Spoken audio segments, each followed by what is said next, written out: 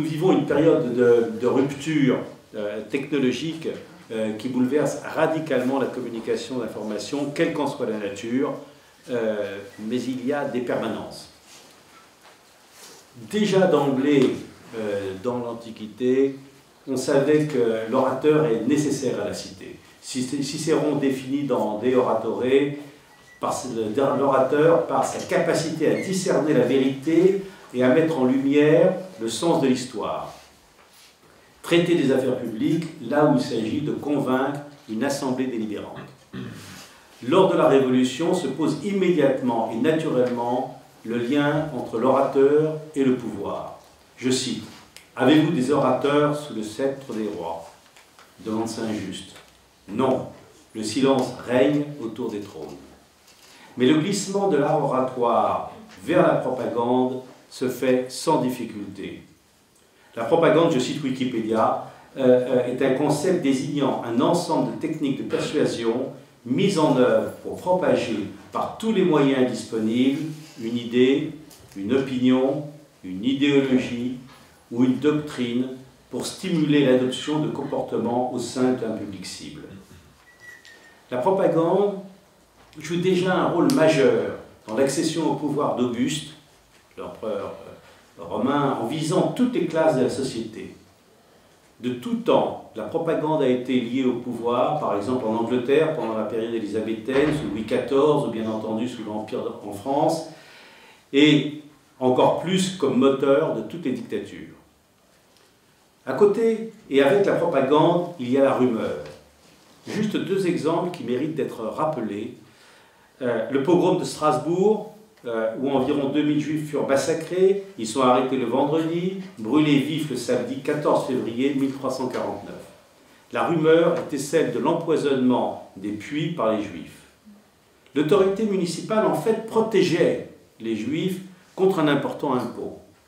Mais une alliance des nobles et des artisans renverse le conseil et est suivi par le pogrom. Celui-ci était programmé en fait et avait pour but l'effacement des dettes qui furent brûlées en même temps que les Juifs.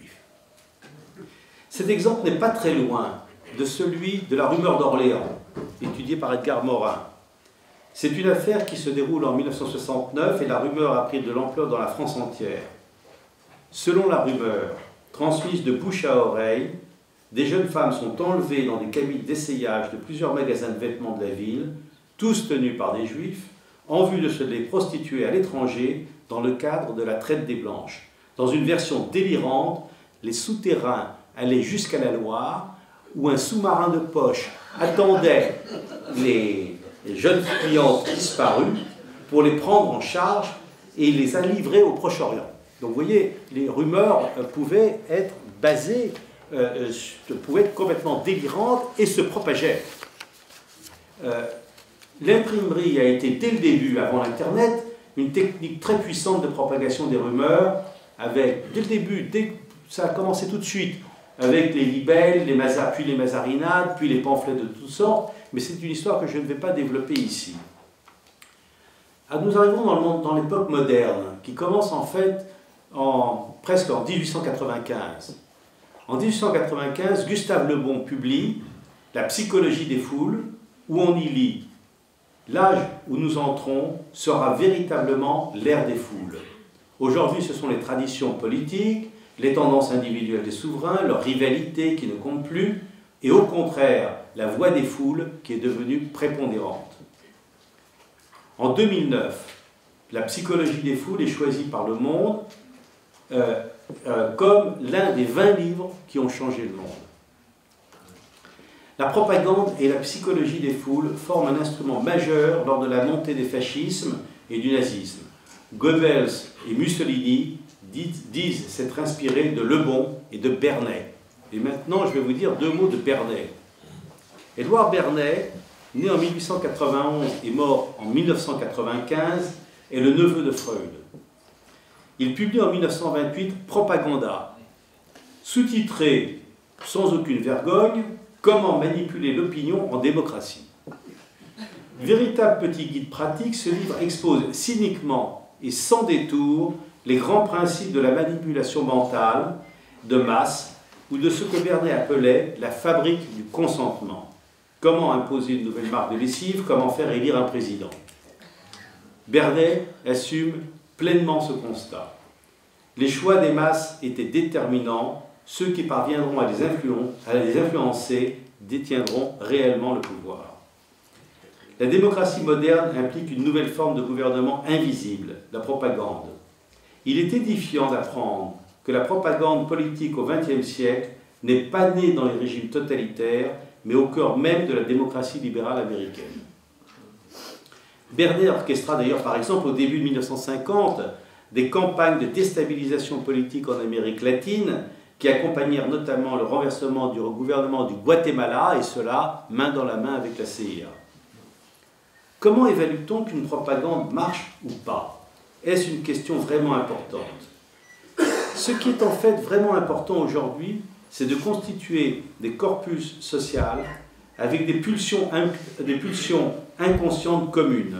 C'est ce à quoi parviennent les cercles dans certains réseaux sociaux. Le problème central est celui de la relation entre la population, l'opinion et la démocratie.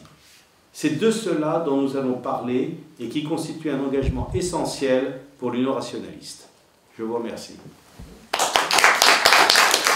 Merci beaucoup, Monsieur le Président, cher Antoine, pour cette introduction. Un petit mot au nom des co-organisateurs du colloque, puis aussi pour vous accueillir dans ces murs, qui ont connu plusieurs colloques sur la désinformation, la malinformation, sur l'Infox. On en a eu en 2019 notamment. Pour vous rappeler, alors, il y a un petit conflit d'intérêts là-dedans, mais le CAFES, le Centre d'archives en philosophie, histoire et édition des sciences, que j'ai le plaisir et l'honneur de diriger, a un fonds entier consacré à la question de l'ignorance, la malinformation, la désinformation. Il s'est situé au 29 rue d'Ulm, et vous pouvez tout à fait venir consulter nos ouvrages, nos articles en salle de lecture. En tout cas, c'est une ressource que je me permets de signaler en préambule.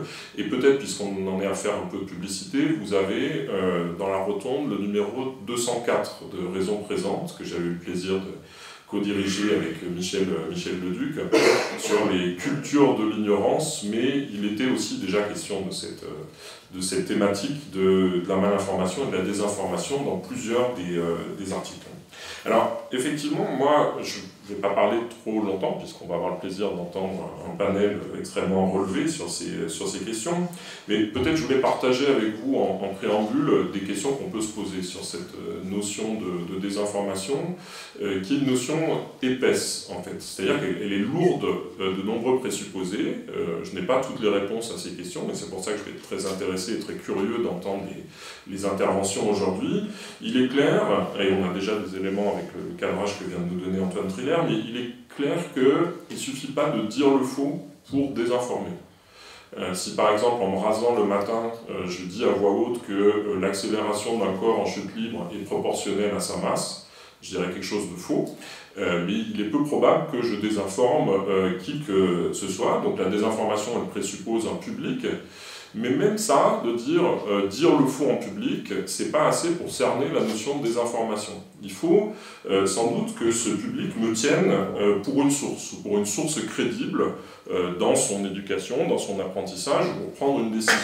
Il y a peu de chances, par exemple, que j'arrive à supposer que ce soit mon intention, à désinformer sur des notions fondamentales de physique, Madame Langevin, Édouard Brézin, Michel Leduc, ou sur des questions de biologie, de neurosciences, mon voisin Antoine Triller. Donc, il faut être sensible à ce présupposé. Je ne peux désinformer qu'un public qui est en quelque sorte dépendant de moi pour se faire son opinion, pour justifier un jugement, ou pour apprendre quelque chose qui est important pour lui. Et il faut sans doute aussi que ce sur quoi porte la désinformation soit important pour cette personne. J'espère que l'exemple n'est pas trop trivial, mais par exemple, si je me trompais ou si je disais quelque chose de faux sur le nombre d'épisodes de Tex Avery ou le coyote, vous savez, qui tombe sans arrêt de la falaise, eh bien, court dans le vide. Ce serait sans doute pas une désinformation, en tout cas il est peu probable qu'on m'accuse de désinformation, même si je me trompe, alors que, par exemple, si l'OMS persiste à dire assez tard dans la pandémie qu'il n'y a pas d'effet aérosol avec le Covid, avec le SARS-CoV-2, c'est sans doute beaucoup plus grave et beaucoup plus important pour les populations qui reçoivent cette information. Et donc il me semble, mais c'est quelque chose qui a décidé, hein, c'est pas gravé dans le marbre, mais il me semble que quand on s'inquiète d'une désinformation, on s'inquiète effectivement d'un faux qui circule au sujet d'une connaissance qui peut être importante, sans doute parce qu'il y a des risques dérivés, importantes pour la population qui en est la cible, en fait, si on reprend le vocabulaire de la propagande et de Bernays qui était employé à l'instant. Il y a une question aussi, sans doute, d'intention. Et ça permet de faire une distinction avec une autre notion qui est celle de malinformation ou de mésinformation, quand des gens colportent des choses sans avoir pris le soin de les vérifier. Alors évidemment, on a toujours des cas extrêmes où on va pouvoir prouver qu'il y a une machination d'un côté, que quelqu'un répand le faux sciemment sur des sujets. Bon, travailler sur le tabac, sur d'autres sujets, je vois Stéphane Foucard dans la pièce. Mais il y a une question, il y a une zone grise intermédiaire qui est qu'est-ce que je fais quand je répands une fausse information, même sans avoir l'intention de le faire, mais alors j'étais censé la vérifier, que j'étais comptable de sa vérification. On peut penser à une immense partie du travail de la presse et des devoirs de la presse à cet égard. Et donc il me semble que là aussi il y a un présupposé qu'il faut interroger. Quels sont nos devoirs collectifs à l'égard de la désinformation et des sources de la désinformation. Et enfin, il y a sans doute une question qui est interrogée et qui a déjà été soulevée dans l'introduction précédente, qui est pourquoi la désinformation peut nous inquiéter. Pourquoi est-ce que cette circulation du faux, du trompeur peut nous inquiéter?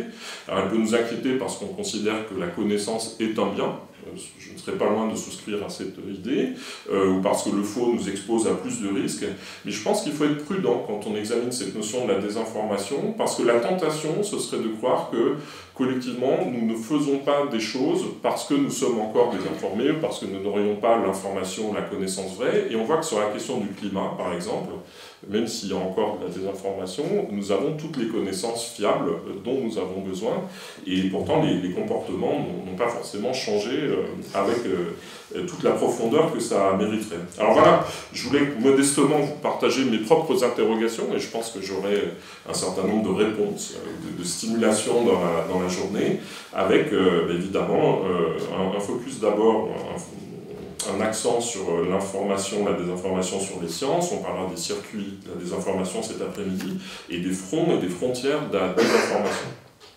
Et donc, je vous souhaite, et je nous souhaite de longues et fructueuses discussions. Merci. Bon, écoutez, la première, on va donc démarrer cette première table ronde. C'est une table ronde qui est intitulée « Désinformer, informer sur les sciences ». On va se focaliser. C'est une forme de travaux pratiques. C'est toujours très bien de commencer par des travaux pratiques. Et concernant donc l'information, là vous avez des gens qui sont en plein dans les problématiques de l'information et qui ont réfléchi sur des cas de désinformation. Donc on va commencer par les travaux pratiques pour essayer de voir comment ça se fait en pratique et comment finalement on peut être exposé à la fois à de la bonne information et parfois à de la désinformation. Et donc nous avons un panel qui est constitué de gens du milieu du journalisme, aussi du milieu des instituts scientifiques, l'INSERM. On va diviser en plusieurs parties le constat de la question, l'analyse, et puis quelques solutions. Donc c'est un peu comme ça qu'on va essayer d'avancer. Sur un plan très pratique, c'est une quinzaine de minutes à peu près par orateur, et puis ensuite on va laisser place à une ou deux questions spécifiques sur l'exposé, ce qui nous laissera un peu de temps à la fin pour ouvrir complètement le débat et faire une discussion un tout petit peu plus générale. Donc, écoutez, normalement le premier, j'avais un peu inversé l'ordre qui est ici pour des raisons peut-être de logique. Je proposais de commencer par Stéphane Foucard, que vous connaissez sans doute, qui est journaliste scientifique au Monde et qui a écrit un certain nombre de bouquins aussi sur le sujet, donc qui travaille la matière scientifique pour essayer de la transmettre et qui réfléchit à tout ce qui a été fait dans le domaine aussi de la désinformation. Donc Stéphane, d'où je parle. Donc moi je suis donc journaliste au quotidien Le Monde et je m'occupe pas de sciences en général mais de sciences de l'environnement, c'est-à-dire de toutes les sciences qui cherchent à documenter les effets, en général les effets délétères ou déplorables des activités humaines sur l'environnement ou la santé. Donc c'est forcément et nécessairement des sujets qui sont controversés. Et donc naturellement, j'en suis venu au cours de toutes ces années à m'intéresser à la nature de ces controverses, de savoir s'il s'agissait de vraies controverses, de fausses controverses, s'il y avait un moyen d'instrumentaliser ces fameuses controverses socio-techniques ou scientifiques quand elles se feraient un chemin dans le débat public, et d'essayer de voir quelle pouvait être la place de la parole scientifique dans le déroulement et dans la mise en musique en quelque sorte de ces controverses. Donc avant que ça s'allume, je vais peut-être commencer par vous parler très rapidement d'un livre célèbre qui traite de ces questions, qui s'appelle Les Marchands de doute, qui est un livre qui a été écrit par 2 historiens des sciences américains, W. Esquisse et Eric Conway, et dont l'intention première est d'explorer les racines historiques et politiques de ce qu'on peut appeler l'écolo-scepticisme, c'est-à-dire une sorte de scepticisme poussé à son extrémité sur toutes les questions qui ont trait à l'environnement, ou un certain nombre de questions qui ont trait à l'environnement, en particulier le changement climatique, la réalité du changement climatique, la réalité de ses causes anthropiques, la réalité des pluies acides, ce genre de choses, des questions aussi, comme l'a dit Mathias, relatives à l'effet du tabagisme passif sur la santé publique, aux effets de la cigarette, aux effets des pesticides sur l'environnement et la santé, etc. Et ce qu'il y a de très intéressant dans ce livre, c'est que, de manière un peu impressionniste et de manière un peu incidente, il dresse comme ça une sorte de panorama de tous les arguments qui sont systématiquement, quels que soient les sujets abordés, qui sont systématiquement injectés dans le débat public et qui le sont en général par des personnalités du monde scientifique. C'est ça qui, je trouve, est assez intéressant ou paradoxal, c'est que ces questions scientifiques, elles sont attaquées en général, non pas par des gourous, des gens qui ont des intérêts directs à défendre, mais par des gens qui se réclament d'une parole scientifique qui est fondée sur tout un tas de considérations qui appartiennent à la culture des communautés savantes, c'est-à-dire le doute méthodique, le fait qu'il ne faille pas trancher trop rapidement les controverses, la prudence épistémique, la prise en compte systématique de la contradiction, sur le fait de rechercher toutes les causes possibles d'un phénomène avant de se prononcer, sur l'idée, je cite Carl Sagan, que des affirmations extraordinaires requièrent des preuves extraordinaires, etc. Et ce que montrent Naomi Oreskes et Eric Conway dans leur livre, c'est qu'on peut faire un mésusage de tout cela. C'est-à-dire que tout ce qui constitue finalement le socle à la fois culturel et opérationnel des communautés scientifiques peut être en quelque sorte retourné contre la bonne information du public et des décideurs. Alors Naomi Oreskes a une très belle expression pour raconter ça. Elle dit, c'est un peu comme au jujitsu, on utilise la force de l'adversaire contre lui. Mais là c'est un peu la même chose, on utilise en fait ce qui fait le fondement de la démarche scientifique contre la démarche scientifique. Ce qui est un moteur devient un frein. Et c'est, je trouve, une façon extrêmement subtile de mobiliser la parole scientifique dans l'espace public et dans le débat, puisqu'on ne dit que des choses vraies pour aboutir à quelque chose de faux ou de trompeur. Donc ça, je trouve que c'est une considération qui devrait être à l'esprit de tous les scientifiques qui s'expriment dans le débat public, et en particulier qui s'expriment hors de leur domaine de compétences. Bon, c'est des slides qui sont assez rudimentaires, mais je voulais quand même vous montrer 2-3 petites choses. Donc l'idée, cette idée qu'on peut utiliser les fondements de la démarche scientifique, ou en tout cas de l'esprit dans lequel la connaissance est produite par les communautés scientifiques contre la bonne information du public, elle se traduit aussi par le fait que, et tout ça est important parce que, évidemment, les scientifiques prennent la parole dans le débat public. Et quand ils prennent la parole, on les écoute. Et on les écoute en général, quel que soit le domaine de compétence qui est le leur, et quel que soit le sujet sur lequel ils s'expriment. empiriquement, on peut constater qu'il y a une dizaine d'années, l'espèce de flambée climato-sceptique qu'il y a eu en France, elle a été... Alors, les journalistes ont bien évidemment leur responsabilité parce que c'est eux qui tendent le micro, mais elle a été essentiellement portée par des personnalités du monde académique, qui, dans l'écrasante majorité des cas, s'exprimaient donc hors de leur domaine de compétences. Alors, si ce que je vous dis a un petit fondement de vérité, ça voudrait dire que si on fait un sondage, à un instant donné, sur une question qui a l'air controversée dans l'espace public et qui a trait à des connaissances scientifiques, eh bien, les scientifiques vont être plus probablement sceptiques que la population générale. Ça, c'est un petit sondage qui a été fait en 2014 par l'ADEME, c'est un baromètre de l'ADEME sur les attitudes de la population vis-à-vis du changement climatique. Alors vous avez vu qu'ici, ils sont classés en 3 catégories, les convaincus, ceux qui sont convaincus que le réchauffement est réel et causé par l'homme, ceux qui sont sceptiques, ceux qui doutent, hein, et ceux qui hésitent, qui estiment ne pas avoir suffisamment d'informations. Et là, vous voyez quelque chose d'extraordinaire, c'est que si vous êtes un scientifique, vous avez un risque presque 2 fois supérieur d'être sceptique que si vous avez un CAP. C'est-à-dire que vous avez un risque 2 fois supérieur de ne pas croire à un consensus scientifique qui est fermement établi à l'époque, puisque ce baromètre, il date de 2014. 2014, c'est 7 ans après le 4e rapport d'évaluation du GIEC, c'est-à-dire, le 4e rapport d'évaluation du GIEC, le constat, c'est que non seulement on savait que ça allait se réchauffer, on savait que c'était à cause des activités humaines, maintenant on a la certitude que ça se réchauffe, et donc en 2007, le GIEC dit, et on est à plus de 90% sûr que si ça se réchauffe, c'est à cause de ce qu'on a émis comme dioxyde de carbone dans l'atmosphère. Donc on a un arsenal de preuves qui est écrasant, on a un consensus très fort international porté par toutes les communautés compétentes, mais si on fait un sondage dans le public, eh bien ceux qui sont les plus sceptiques, c'est-à-dire ceux qui seront quelque part les moins bien informés sur le sujet, eh bien ce sont des scientifiques. Évidemment des scientifiques au sens le plus général du terme. Donc on voit ici, c'est ce que racontaient Naomi Oreskes et Eric Conway sur une variété de sujets, qu'on peut créer des controverses en introduisant du doute sur des connaissances qui sont bien établies par les communautés compétentes.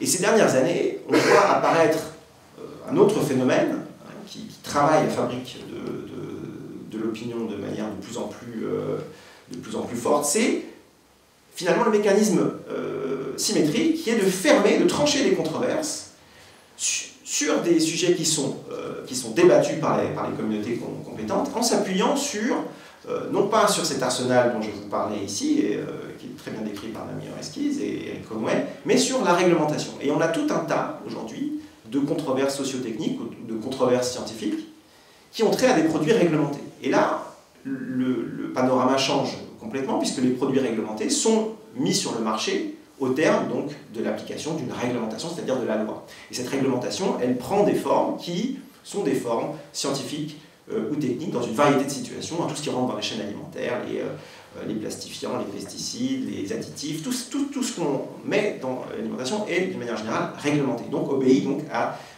ces fameux cahiers des charges réglementaires. Et là, il se joue quelque chose à mon avis, très important dans la fabrique de l'opinion, et de l'opinion générale, mais de l'opinion de ceux qui nous dirigent également, de l'opinion de nos décideurs, c'est d'imaginer que cette réglementation suit un processus scientifique. Exactement comme si, par exemple, une évaluation des risques environnementaux d'un pesticide avant sa mise sur le marché avait la même valeur épistémique qu'un rapport du GIEC.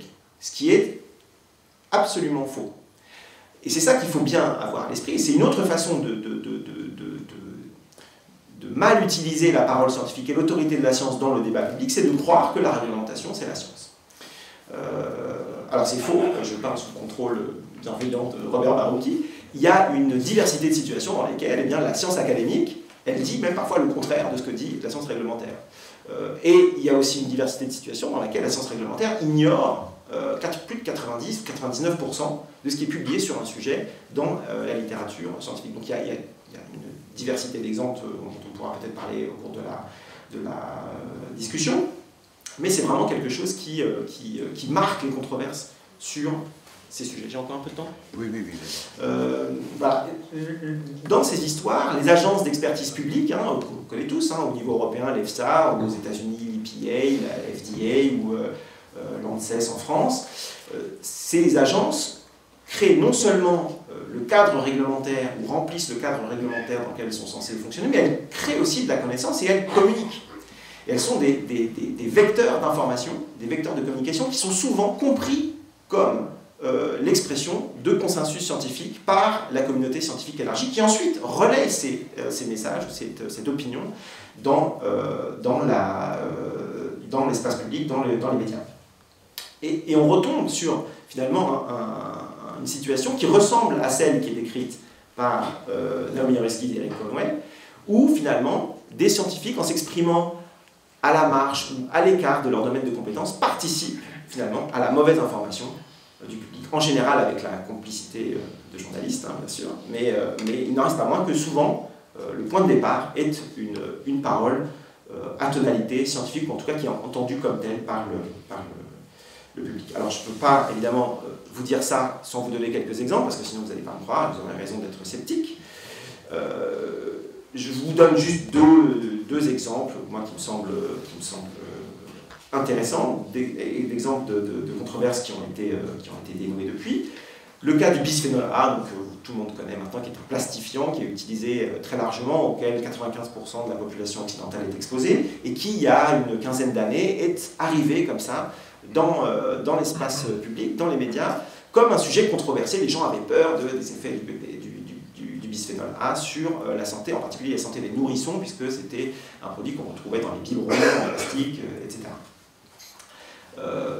Cette controverse, elle apparaît dans les médias autour de 2008-2009. Et immédiatement, vous avez une scission qui se forme. Il y a ceux qui font confiance dans les agences réglementaires. À l'époque, toutes les agences réglementaires au monde disent qu'il n'y a pas de problème avec ce produit, que l'exposition de la population est très en dessous des seuils tolérables. Le seuil tolérable à l'époque, jusqu'en 2010, c'était autour de 50 microgrammes, 10-6 par kilo de poids corporel par jour, et tout le monde était exposé à moins que ça, donc il n'y avait pas de problème. Et cette parole-là était portée comme une parole scientifique. Mais dans le même temps, quand on s'intéressait à ce qui était publié dans la littérature scientifique, vous avez ici un tableau tout en haut, qui est extrait d'une review qui a été publiée par deux grands spécialistes de la question, Frédéric Womsal et Christian Luhut, qui a été publiée dans une revue qui est la revue majeure de santé environnementale, EHP, qui est une revue américaine, et qui montre que eh bien, toutes les études réglementaires qui étaient utilisées par le régulateur pour fixer ces fameux 50 microgrammes par kilo par jour, eh bien, aucune d'entre elles ne trouvait d'effet délétère au bisphénol A. Et à l'inverse, quand les mêmes études ou des études analogues ou semblables étaient menées par des chercheurs du monde académique, eh bien, dans la plupart des cas, on trouvait des effets délétères. Et cette review, elle date de décembre 2004. Donc on avait quand même des éléments pour dire que peut-être il y avait quand même un souci avec ce produit. Alors l'atterrissage est très pénible pour les autorités, puisque on voit qu'en 2021, donc 2021, il y a quelques mois, en décembre 2021, il y a un an, l'EFSA a révisé à la baisse son évaluation du seuil d'exposition tolérable à 0,04 nanogrammes, donc 10-9 kg par kilo de poids corporel par jour. Donc c'est un rapport entre ce qu'on discutait dans le débat public en 2010 et ce qui est aujourd'hui, c'est un rapport de 1 à 1 250 000. Et donc vous voyez que la science réglementaire, c'est quelque chose d'un petit peu particulier, quoi, parce qu'il n'y a pas beaucoup de disciplines dans lesquelles vous faites une erreur de 6 ordres de grandeur sur une valeur qui est importante pour la santé publique en l'espace de 10 ans. Donc c'est comme si on confond la balade au parc d'1 kilomètre avec 3 fois la distance Terre-Lune. C'est quand même un souci. Et pendant des années, on peut dire que la population était exposée à des niveaux délétères de bisphénol A, parce que l'idée générale était que la science, en réalité la science réglementaire, posait qu'il n'y avait pas de problème avec ce produit. J'ajoute que parfois, et c'est là que les choses deviennent encore plus subtiles, et je parle toujours sous le contrôle de Robert Marouki, parfois la réglementation elle-même, non seulement ne tient pas compte de l'état de la connaissance scientifique, le plus à jour, mais que parfois elle dit exactement, ou elle pose comme prémisse à son fonctionnement l'exact inverse. Et par exemple, dans le cas du bisphénol A, il y a toute une variété de littérature qui est disponible depuis pas mal d'années, qui montre que ce produit peut avoir des effets disons, paradoxaux. On appelle ça des courbes dose-réponse non monotones, c'est-à-dire des effets plus importants à des faibles doses qu'à des doses plus importantes. Et ça, c'est quelque chose qui n'est pas, dont la réglementation ne tient pas compte. C'est-à-dire que les modèles statistiques qui sont utilisés pour valider en fait, les études animales qui sont faites sur ce produit, mais d'autres, eh bien, il n'y a aucune chance, il n'y a aucune possibilité qu'elles puissent trouver une significativité statistique à quelque chose qui relève d'une courbe dose-réponse, enfin, dont les effets ne sont pas proportionnels à la dose. Donc ça, c'est un exemple. Et si j'ai le temps d'en donner un deuxième, vas-y, rapido. Que j'aime beaucoup parce qu'il est vraiment dans le cœur de ce que je fais aujourd'hui et c'est vraiment, enfin, c'est, je trouve, un exemple absolument emblématique de ce que c'est que la science réglementaire, et de la manière dont elle fonctionne et de comment elle peut se tromper. Donc, je vous raconte l'histoire en 2 minutes. Vous avez une grande préfecture japonaise dans le sud-ouest du Japon, qui s'appelle la préfecture de Shimane, qui fait 7000 km, 6700 km², donc c'est un grand territoire. Et sur ce territoire, en 1993, on introduit un nouveau pesticide en traitement des semences de riz, et on l'utilise à des doses qui sont absolument homéopathiques. Quelques dizaines de kilos sont utilisés sur les rizières de cette préfecture de 6700 km². Au milieu de cette préfecture, vous avez un grand lac, le lac Shinji, qui fait 80 km², qui est une grande pêcherie, dans laquelle vous avez des communautés de pêcheurs qui exploitent 2 espèces commerciales en particulier, les perlans et l'anguille japonaise. Et quelques années après 1993, donc la date d'introduction de ce fameux pesticide, vous avez des pêcheurs qui se plaignent qu'ils pêchent moins de poissons. Les poissons, il y en a moins depuis qu'on utilise ce produit. Alors, on demande à la science, avec un grand S, de se pencher sur la question, en tout cas la science des régulateurs, et on essaie de regarder s'il y a un lien entre la quantité de produits qui est utilisée dans cette préfecture, autour de ce lac, et les prises de poissons. Vous voyez ici, on n'arrive pas très loin après le début de l'introduction de ce produit. Vous voyez, à gauche, c'est la quantité de ce produit et de ses cousins qui est utilisée.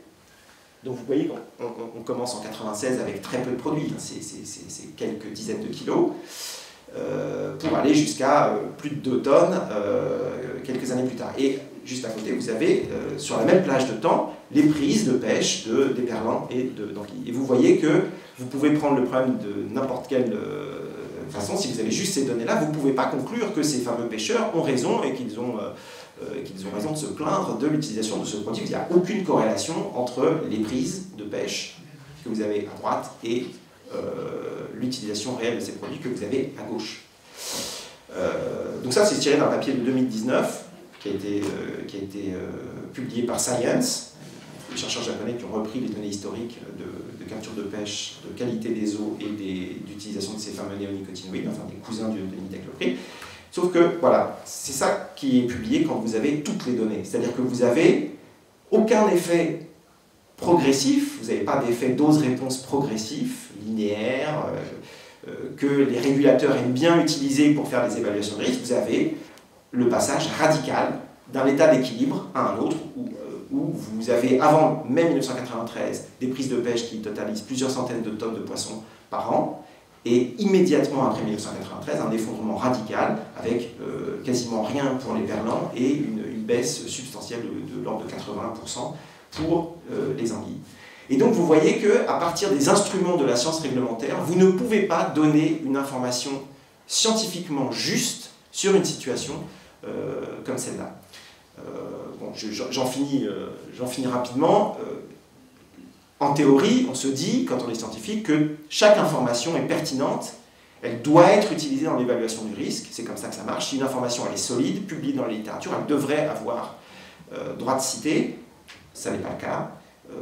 Ce papier il a été publié en 2019, donc vous voyez la démonstration empirique du fait qu'une toute petite quantité de ce produit peut avoir des effets absolument dramatiques et catastrophiques sur des écosystèmes entiers. C'est toujours aujourd'hui, l'imidaclopride, un des insecticides les plus utilisés dans le monde. Aucune agence réglementaire ne s'est saisie, par exemple, de cette donnée pour retirer du marché ce produit, tout simplement parce que ça ne rentre pas dans le cadre d'analyse de la science réglementaire. Si je parle autant de la science réglementaire, c'est bien évidemment parce que c'est un élément essentiel de la fabrique de l'opinion. La fabrique de l'opinion à différents niveaux, comme je vous le disais, évidemment pour les décideurs, mais aussi pour la communauté scientifique élargie qui, en général, se saisit de cette science réglementaire pour pour diffuser, propager un message sur ce genre de controverse par les gens définis. On a le temps pour une question rapide sur le sujet, puis on laissera une discussion un peu plus générale à la fin, mais je pense que là on peut... Oui, je voudrais poser une question à propos de la façon dont les lobbies agissent sur les agences de réglementation. Peut-être que Robert Barocchi, comme tu as été dans les... ou tu es peut-être encore dans un comité d'experts, enfin conseil scientifique d'une grande agence, tu pourrais nous dire comment ça fonctionne, comment les conflits d'intérêts sont évités ou pas évités?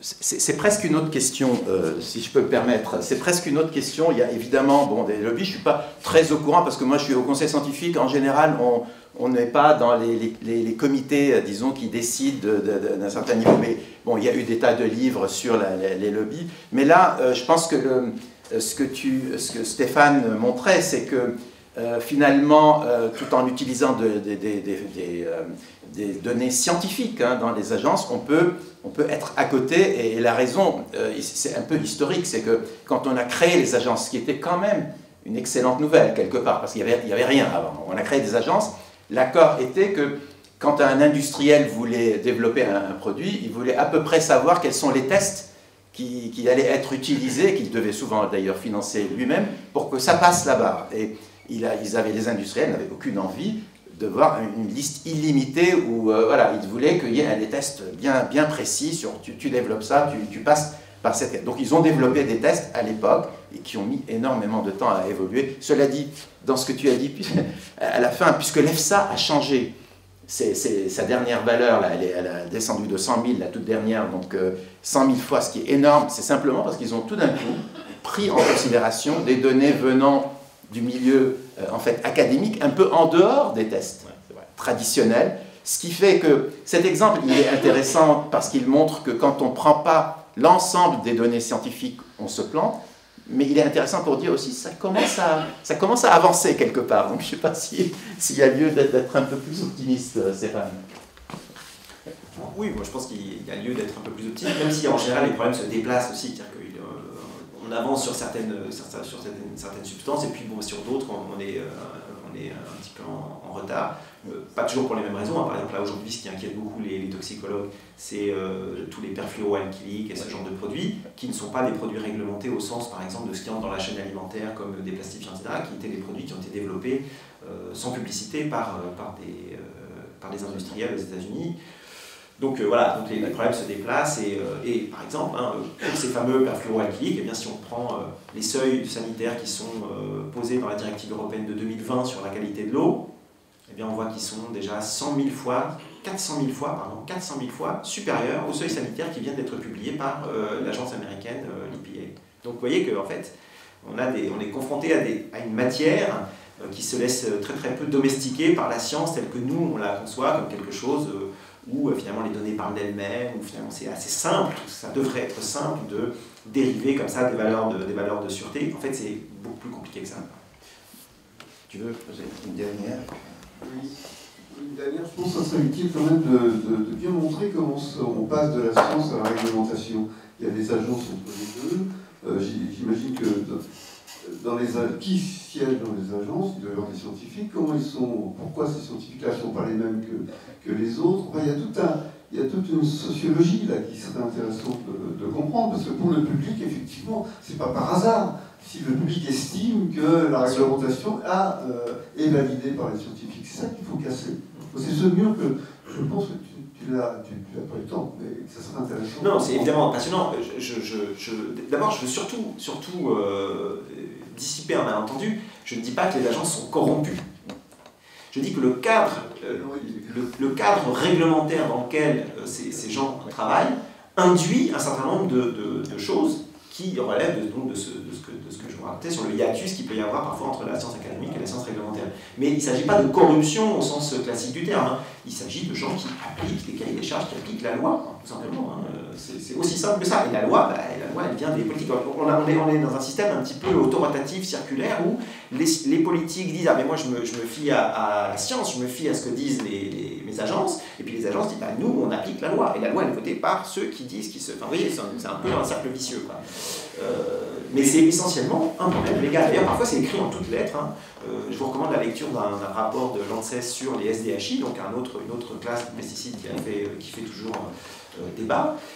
Et bien à la fin, les experts disent bah oui, ce produit est mythotoxique, mais les mythotoxiques ne sont pas interdits par la réglementation, donc nous on ne peut rien faire quoi, avec ça. Donc vous avez un produit qui est toxique pour les mitochondries. Les mitochondries, bah, les spécialistes des mitochondries trouvent qu'il ne faut pas toucher aux mitochondries parce que c'est des organismes très importants qui ont été très bien préservés au cours de l'évolution, etc. Donc il ne faut pas rigoler avec ça. Mais les régulateurs, ils voient que dans la loi, on interdit les cancérogènes, les mutagènes, les reprotoxiques, certains perturbateurs endocriniens, mais sur les mythotoxiques, on n'a rien. Bah, donc on n'interdit pas. C'est tout à fait vrai. De toute façon, quand on regarde aussi l'historique de certaines substances, on a parlé du bisphénol A tout à l'heure. Le bisphénol A, tout le monde sait que c'est un plastifiant, il entre dans les matières plastiques, et puis qu'on aurait découvert que c'est un perturbateur endocrinien. La réalité est l'inverse. C'est à l'origine un perturbateur endocrinien. On l'a fabriqué pour mimer les hormones, pour en faire un médicament. Et ils ont préféré le distilbène à l'époque au bisphénol A, et on a vu ce que ça a donné. Mais donc c'est l'inverse, c'est un perturbateur endocrinien qui est devenu plastifiant parce que finalement on l'a mis de côté comme médicament, ce n'était pas prometteur. Et donc il y a tout un historique. Et pour les perfluorés, c'est vraiment le grand sujet actuel en toxicologie. Cela dit, la plupart d'entre nous ont des taux dans le sang qui sont supérieurs aux limites même fixées par les agences. Donc là, sur ce plan-là, il y a des choses. Bon, on va peut-être passer, et ensuite on relancera une discussion plus générale. Donc, toujours dans le domaine du journalisme scientifique, nous sommes ravis d'accueillir Agnès Vernet, qui est journaliste scientifique depuis de nombreuses années, scientifique et puis journaliste scientifique, et qui est actuellement présidente de l'association des journalistes scientifiques de la presse d'information. Et donc, Agnès me propose un titre, journalisme scientifique, la fin de l'innocence. C'est un titre voilà, troublant et donc intéressant. Voilà, vas-y. Bon, je remercie les organisateurs de m'avoir convié pour vous raconter comment finalement la question de la fabrique de l'opinion influence ma communauté professionnelle et ses pratiques. Donc j'ai intitulé mon intervention journalisme scientifique, la fin de l'innocence. J'espère que vous comprendrez que je ne vais pas parler d'une agonie, mais bien d'un essor, d'une opportunité pour le monde de l'information. Quand on parle de journalisme scientifique ou de journalisme de science, c'est une expression qui monte de plus en plus. On pense à Artemis, ce programme spatial qui relance l'exploration de la Lune, voire au-delà. On se souvient de la découverte du boson de Higgs. On pense aux exploits mondiaux comme la première greffe de visage. Pour beaucoup, le journalisme scientifique vulgarise les découvertes. De sa plume acérée et vive, il surmonte la complexité des concepts, crée des ponts entre la science et le citoyen, tout en documentant la grande marche du progrès technologique. C'est du moins ce que bon nombre de personnes du grand public et également des décideurs politiques pensent, et c'est bien dommage. Parce que ne soyons pas candides. La vulgarisation a le don d'escamoter la réalité d'un laboratoire, alors que c'est le vecteur majeur du grand public à la recherche. La sociologie des sciences, la tour et consorts, est une discipline jeune, et la méta-recherche, c'est-à-dire cette recherche sur la recherche et ses résultats, est encore embryonnaire. Donc on peut observer que la réflexivité manque dans un secteur dont c'est pourtant le fonds de commerce. Le temps de l'émerveillement très 19e siècle et de la peur eschatologique post-45 est passé, nous entrons dans l'ère du doute constructif. Rappelons ici que le journaliste scientifique est un journaliste. Sa principale loyauté est envers le public, et non envers la science ou les scientifiques, contrairement à ce que bon nombre de personnes espèrent.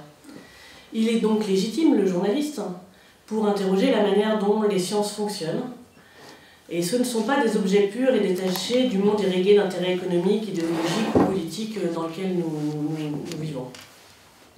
Par exemple, je vais vous parler de recherche publique en biologie, c'est plutôt mon fonds de commerce à moi, la recherche en biologie ou en sciences biomédicales. Elle est désormais principalement financée par projet, sans que ça produise vraiment beaucoup de meilleures sciences qu'avant, mais c'est comme ça que ça fonctionne.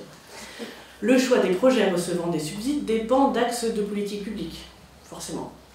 En France, il sera beaucoup plus facile de faire financer un projet de recherche portant sur l'influence des facteurs socio-économiques sur l'expression du génome, entendez d'épigénétique, qu'un autre analysant les moteurs développementaux de la forme du rein, c'est-à-dire d'embryologie. Donc les orientations sont politiques. Et certaines thématiques, on le vend en poupe. Il est désormais admis, clair, que la translation de la recherche vers le monde économique a un poids important. Pour pouvoir travailler avec le privé est perçu comme un gain de pertinence pour les pouvoirs publics. Et si la politique influence la recherche scientifique, le journaliste traitant des résultats de ses travaux ne devrait pas l'interroger? Ça, c'est une question que je vous pose. Concrètement, on regarde la recherche médicale, il existe une réelle plus-value financière aux orientations de recherche implicables par l'industrie. Étudier les anticorps, c'est bien. Étudier les anticorps de manière à ce qu'ils soient plus facilement produits par l'industrie, c'est mieux. Alors que du point de vue du journaliste, la vraie question est, cela va-t-il, dans la vie réelle, bénéficier aux patients, même indirectement? Mais quand on parle de financement public, il faut reconnaître que les rationnels sous-jacents sont connus, à défaut d'être transparents. N'oublions pas que le privé aussi finance la recherche, en particulier à travers des fondations ou des groupements d'intérêt plus ou moins faciles à identifier. C'est donc quelque chose de désormais bien connu et Stéphane l'a démontré bien souvent. Il est déraisonnable de considérer que des travaux sur la stimulation cérébrale pour le traitement de la maladie de Parkinson, ce qu'on appelle la neurostimulation profonde, financé par un consortium lié aux fabricants de dispositifs médicaux, c'est-à-dire les gens qui vont vendre du matériel pour réaliser cette neurostimulation profonde, est équivalente à une étude similaire financée par l'INSERM. L'un est-il meilleur que l'autre? Ce n'est pas la question, mais les objectifs de ces recherches sont différents et ça doit se lire dans le traitement journalistique qu'on en fait. Dans d'autres cas, les relations sont beaucoup plus difficiles à décrypter, notamment quand un chercheur collabore avec une industrie. Dans certains domaines, ces relations d'intérêt sont omniprésentes. Elles obligent le journaliste à évaluer chaque expert. C'est le cas, par exemple, dans la recherche de nouveaux traitements contre le cancer, dans lequel les relations avec le privé sont quasi indispensables, ne serait-ce que pour avoir accès aux produits que les chercheurs souhaitent étudier. De la même manière, il est très difficile de traiter de recherche algorithmique aujourd'hui sans clarifier les orientations stratégiques des GAFAM. La mise au jour de ces dynamiques d'intérêt qui soutiennent la science oblige donc le journaliste scientifique à enquêter. Ce qui a été renforcé par la mise à disposition de nouveaux outils. Depuis quelques années, on parle de géojournalisme, je ne sais pas si vous voyez ce que c'est finalement l'utilisation de données satellites pour identifier un certain nombre de situations sur le terrain. C'est beaucoup utilisé pour montrer l'évolution de pollution par exemple, mais pas que. On a aussi la publication de bases de données en ligne ou l'organisation de consortiums internationaux, et tous ces éléments ont permis l'émergence d'un véritable journalisme scientifique d'investigation, dont Stéphane est un représentant second. Tu te qualifieras comme tu voudras. Ces évolutions influencent aussi les narrations développées par la presse scientifique. La controverse, par exemple, c'est un moteur du débat académique. C'est aussi un formidable support narratif pour le journaliste scientifique. En mettant en scène deux points de vue, deux écoles de pensée, deux modèles explicatifs d'un phénomène donné, le journaliste dessine les enjeux d'une question. Il illustre les faiblesses d'un argumentaire, il décrit les difficultés méthodologiques à un moment donné, bref, il raconte la science. Mais encore faut-il que cette opposition ait du sens, qu'elle reflète l'état des débats dans la communauté scientifique. Or, on voit bien que les enjeux idéologiques ou économiques s'infiltrent, mettent en exergue des controverses qui n'en sont pas, on pense à l'islamo-gauchisme dans les sciences humaines et sociales, ou opposent symétriquement des positions qui n'ont pas le même poids dans le débat scientifique. On n'oublie pas le climato-scepticisme du début des années 2000. Et ou encore cet exemple où on nie l'existence d'une controverse dans la communauté, donc en toxicologie. On ne va pas rappeler ici les campagnes de désinformation organisées par l'industrie du tabac. Elles ont noyé, par des articles fumeux si vous m'autorisez, les publications démontrant sa responsabilité dans la hausse de l'incidence des cancers. On pense aussi, plus près de nous, dès 2004, à la manière dont British Petroleum popularise le concept d'empreinte carbone individuelle pour détourner l'attention du public des moteurs systémiques des émissions de gaz à effet de serre. Et c'est une situation de laquelle nous avons encore bien du mal à nous sortir. La mise à jour de ces mécanismes de fabrique de l'opinion nous oblige, nous, journalistes de sciences, à mesurer l'état réel d'une controverse pour en rendre compte. Nous devons vérifier les rapports de force en présence. Il n'est plus acceptable de parler de produits de la recherche scientifique comme d'une suite de découvertes toujours plus excitantes les unes que les autres. En conclusion, vous l'aurez compris, je pense que le journalisme scientifique a tourné la page de la rubrique des bonnes nouvelles, et tant mieux. Je vous remercie.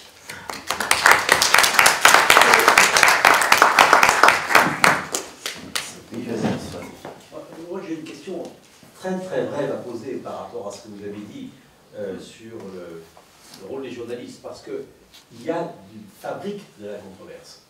La fabrique de la controverse alimente finalement un certain type de journalisme, donc il y a également un lien d'intérêt de certains journalistes avec leurs employeurs, qui fait qu'ils vont alimenter la controverse. On l'a vu très nettement au moment de l'hydroxychloroquine, on l'a vu dans des tas d'autres situations où on met ensemble, comme s'il y avait une controverse, et les journalistes savent ce qu'ils font, on met ensemble des gens qui sont défendeurs de positions antagonistes, mais qui sont totalement hors de la controverse scientifique.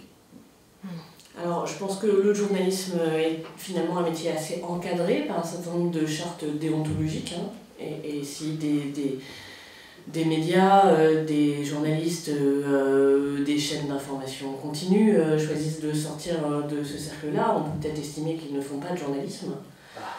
Mais oui, mais à un moment donné, on peut nommer les choses aussi. Autant on les voit. Comment on fait? Déjà en le reconnaissant, en essayant de ne pas estimer que... le but du jeu d'un journaliste, c'est quand même de décrire la réalité pour informer. C'est quand même... Notre objectif, c'est toujours ça. Quand des gens déforment la réalité pour vendre des espaces publicitaires, peut-être que ce ne sont pas des journalistes, en effet, point. Il faut leur retirer leur carte dans ce cas-là. Si je puis me permettre, je ne veux pas du tout défendre les journalistes, je déteste les journalistes. Mais sur cette histoire d'hydroxychloroquine, l'ancien directeur général de l'ANSM, l'Agence de sécurité du médicament, a fait un grand article dans le Figaro, pour dire que lui, il avait été convaincu par les arguments de Didier Raoult et que lui, il croyait qu'effectivement, il fallait utiliser l'hydroxychloroquine. L'ancien directeur général de l'ANSM écrit ça dans le Figaro. Vous êtes un journaliste, même BFM TV, CNews, je ne sais quoi, et vous dites à votre rédacteur en chef, ce serait bien qu'on n'organise pas ce débat-là sur l'hydroxychloroquine parce que l'affaire est pliée. Bon, non, l'affaire n'est pas pliée. Si le directeur général de l'ANSM publie ce genre de truc, bon, pourquoi ne pas organiser un débat autour de cette question? Vous savez, les journalistes, pour la plupart, s'en réfèrent finalement à ces prises de parole qui se font hors de tout cadre de probation tel que le connaissent les savants quand ils publient dans la littérature scientifique. On se fie à ce que des professeurs de médecine, des gens qui sont réputés savants, prennent comme position. Alors, excusez-moi, là je ne voudrais pas continuer ce débat, parce que c'est un débat qui est très important, qui est la question du concept d'expert. Je le dis toujours, et ce n'est pas une nouveauté, le noyau d'expertise d'un expert est très étroit.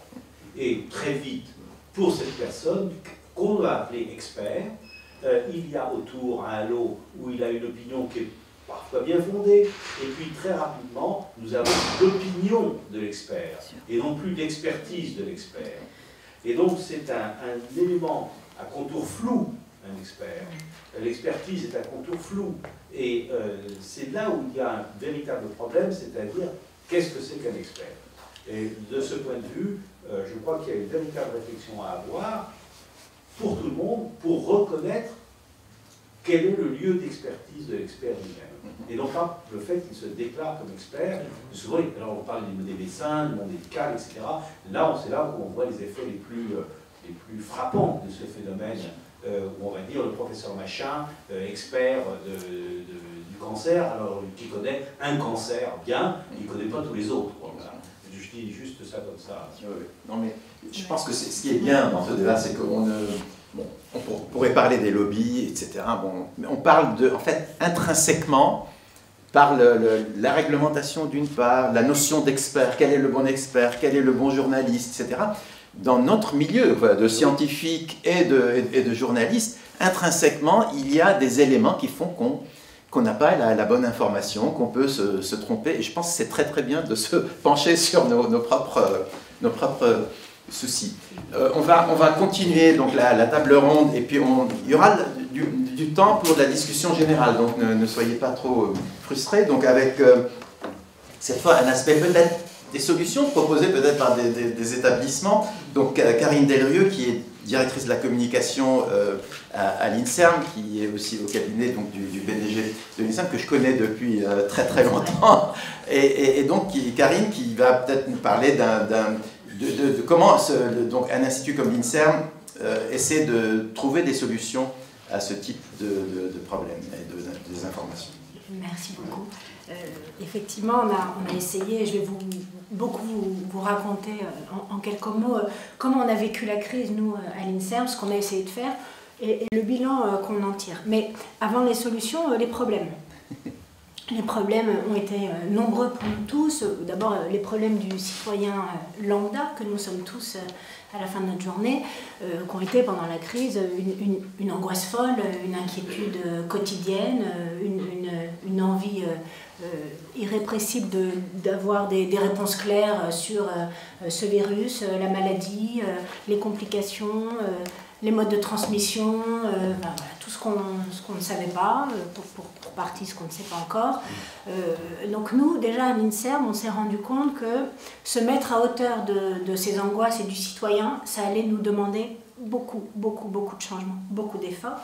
Des efforts pour répondre aux questions, celles auxquelles on savait répondre, donc en tant qu'organisme leader en sciences biomédicales, et donc évidemment particulièrement impacté dans la crise.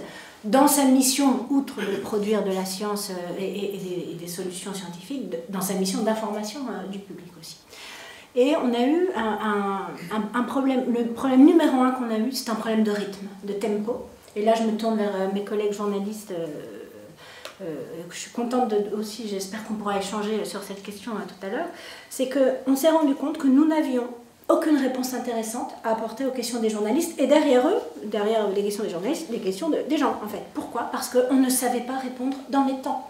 Et le temps, vous imaginez bien que, voilà, au début de la crise, et puis pendant quasiment 2 ans, même là aujourd'hui on a un petit peu plus de temps de réfléchir, et je pense que les pratiques ont évolué tous ensemble, mais il y a eu, je dirais, 6 mois, 12 mois de sidération totale où on savait, nous à l'INSERM, mais nos chercheurs et chercheuses savaient qu'ils avaient des réponses à apporter, mais ils n'arrivaient pas à les apporter dans le temps en partie. Première chose. Deuxième chose, M. Trier parlait tout à l'heure du champ de compétences et de la qualité de l'expertise. On s'est rendu compte aussi qu'il fallait qu'on change d'une certaine manière la façon dont notre science s'exprimait.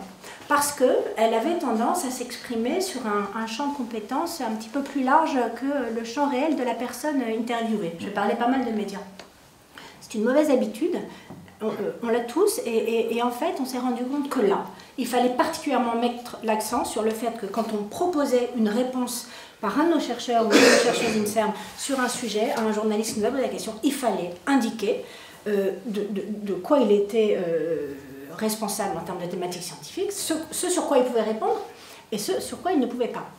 Mais là, c'était notre troisième problème, c'est que ça n'avait aucune importance. Un journaliste qui tenait un scientifique sur un plateau ou une émission de radio ou une interview, il s'en fichait complètement de son champ de compétences. Et c'est pas du tout pour jeter la pierre, vous verrez que moi j'ai une opinion très positive des journalistes durant la crise. En tout cas, je trouve que le journalisme grand public, parce qu'à ma gauche j'ai des journalistes scientifiques, donc qui sont des journalistes éduqués pour certains, pour beaucoup scientifiques eux-mêmes aux problématiques de la science. Nous, c'est le quatrième problème, après je passerai aussi, on avait tout à coup à faire, nous, organismes de recherche, CNRS, INSERM, INRAE, peu importe, on a tous eu un problème, à des journalistes grand public. On n'avait jamais vu ça, nous, un journaliste grand public. Donc il n'est pas du tout,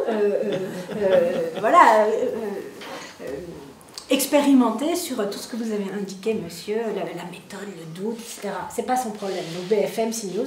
Et et ça a été à la fois notre solution, notre problème. On s'est dit, mais en fait, il faut y aller. Il faut aller sur BFM, il faut aller sur RMC le matin, il faut aller et sortir de notre petit confort des France Culture, la méthode scientifique et autres, qui est très bien, on y va encore, mais vraiment, il faut aussi aller là où sont les gens qui attendaient.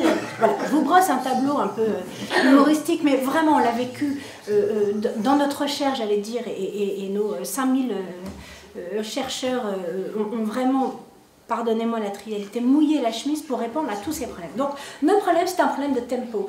On a peut-être la réponse, mais on ne l'a pas tout de suite, ou on a un bout de la réponse, et il va falloir qu'on explique ça à un journaliste ou à un plateau de télé qui veut des réponses tout de suite. Et c'est urgent, et c'était vraiment urgent, et c'était vraiment angoissant. Souvenez-vous, au fil des premiers mois, on ne pouvait pas arriver en plateau en disant, écoutez, la méthode scientifique, c'est peut-être oui, peut-être non, on verra, on va se concerter, et puis dans 6-8 ans, on aura un bout de réponse. C'est pas entendable. Si vous voulez, ça n'est pas un service rendu possible quand on est un organisme financé par le public et l'impôt public de dire, bon ben, on ne sait pas encore, mais on saura, mais on va en parler entre nous, et puis donc, on s'est dit, qu'est-ce qu'on peut apporter d'intelligent qui va apporter un bout de la réponse, parce que évidemment, il n'y a pas beaucoup, souvenez-vous, les vaccins, le mode de transmission, les aérosols, fermer les écoles, pas fermer les écoles, enfin, voilà. Et on s'est dit, il faut apporter des réponses.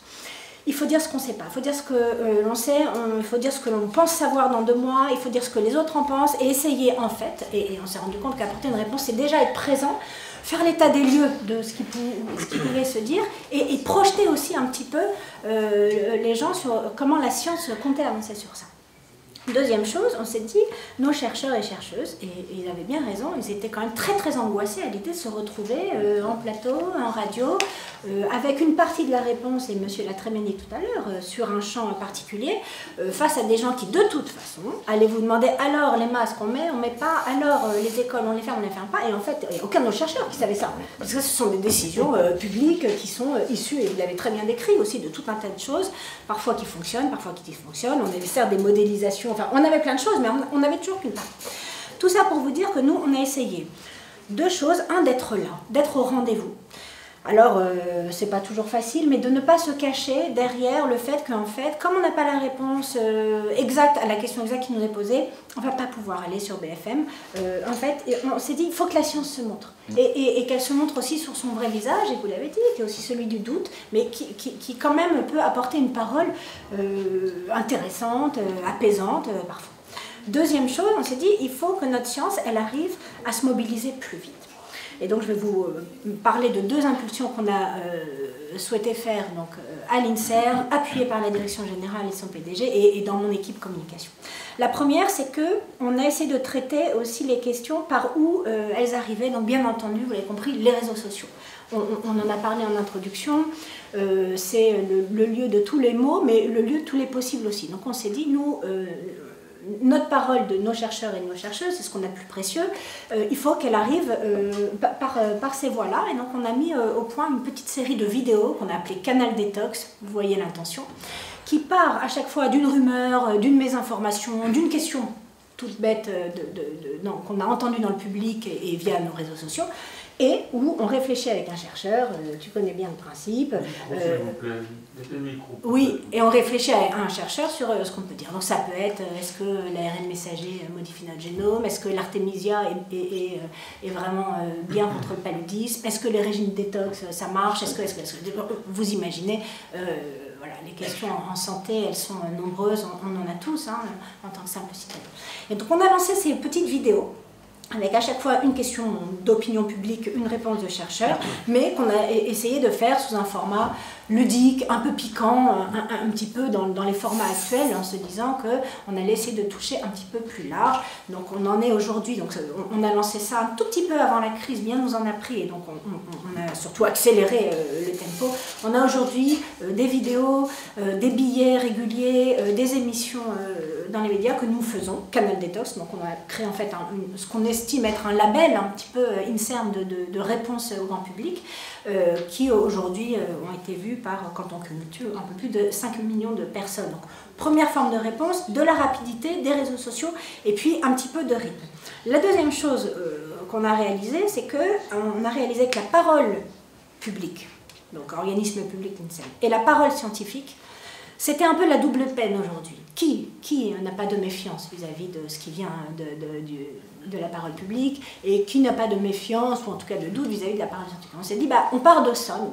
C'est comme ça, on n'est pas hors système, on est le système, donc, clairement, et on sait très bien, surtout pendant la crise, tous les doutes que ça peut installer chez les gens, et on s'est dit, c'est notre lot, soyons-en fiers, et essayons de montrer que quand le système vous parle, en fait, il peut aussi parfois vous être utile et vous dire la vérité. Et ça, on s'est dit, et donc il faut crédibiliser la parole de nos chercheurs et la rendre plus visible. On disait en introduction, il ne suffit pas de dire le faux pour dire une fake news. En fait, nous, à l'inverse, on s'est dit, il ne suffit pas de dire la vérité pour être entendu et pour informer. En fait, on s'est rendu compte que notre science, toute, on va dire, intéressante, déontologique qu'elle essaye d'être, n'était pas assez visible par rapport au flot, au brouhaha, à ce que l'on s'est pris tous, notamment pendant les premiers mois, en matière d'information. On ne voyait pas, en fait, la parole de l'INSERM, et ça, c'est quelque chose qui est très important, c'est que, hormis dans les cercles un peu favorables déjà, le grand public, le citoyen tout venant, mais il n'était pas en contact avec l'INSERM, ce qui est fou quand vous y pensez. Mais qu'est-ce qu'on a fait? On s'est dit, il faut aller là où sont les gens. Et c'est ce que je disais tout à l'heure, c'est que nous, on a fait un énorme effort de nos dirigeants, de nos chercheurs, pour aller dans les médias grand public, les vrais, sans exclure bien entendu les autres, mais vraiment se dire finalement, dans des médias, on va dire, dont la ligne éditoriale peut être contestable. Tant pis. Tant pis, il faut y aller parce que malgré tout, c'est quand même là. Donc on a essayé d'être un petit peu courageux sur ça. Vous imaginez bien que c'est beaucoup de travail pour nos chercheurs, beaucoup de training, et puis pour nos dirigeants. Un PDG d'organisme comme l'INSERM, son métier n'est pas de se retrouver chez Bourdin le matin à 7h pour expliquer. Voilà. Mais il n'empêche que c'était peut-être sa mission aussi, et il a été convaincu qu'il fallait s'ouvrir à ça. Ça, c'est beaucoup de travail, c'est beaucoup de préparation. C'est des résultats qu'on estime bons dans le sens où notre parole, elle a porté en 2021, on a estimé qu'un citoyen français a été exposé 100 fois dans son année à la parole INSERM. C'est pour vous montrer voilà, qu'on a essayé de sortir un petit peu de nos labos. Mais tout ceci, et c'est mon dernier point, en se disant, il faut que quand on envoie un chercheur estampillé INSERM, il faut que derrière, ça soit une forme de label de confiance qu'on envoie vis-à-vis de nos médias, vis-à-vis du citoyen. Et comment on fait ça? Eh bien, on s'est dit qu'il fallait commencer déjà par ranger notre chambre et indiquer à nos chercheurs et chercheuses que, quand ils prenaient la parole, il fallait qu'ils indiquent clairement sur quoi ils étaient compétents et sur quoi ils n'étaient pas. Et donc, on est toujours un peu l'humilité de se dire que ça je sais pas. Et c'est dur, on le sait quand on est face à des journalistes qui font leur travail et puis qui ont envie aussi d'informer au maximum, de se dire, voilà, ça, je vous conseille plutôt de demander à machin, à machine, elle saura mieux. Donc, on a mis au point ce que j'ai nommé la cellule riposte de l'INSERM. Donc, la cellule riposte, elle est née en janvier 2021. Elle existe encore, c'est 130 maintenant de nos chercheurs et chercheuses.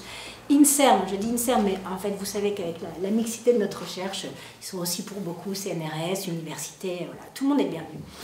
Qui, après un appel à volontaires de la part de notre PDG en janvier 2021, ont accepté, en fait, de répondre, séance tenante, en moins d'une demi-journée, à toute question qui transiterait par l'équipe communication. Alors, je ne sais pas si vous connaissez cette possibilité, mais nous, l'INSERM, maintenant, avec cette cellule, nous posez une question.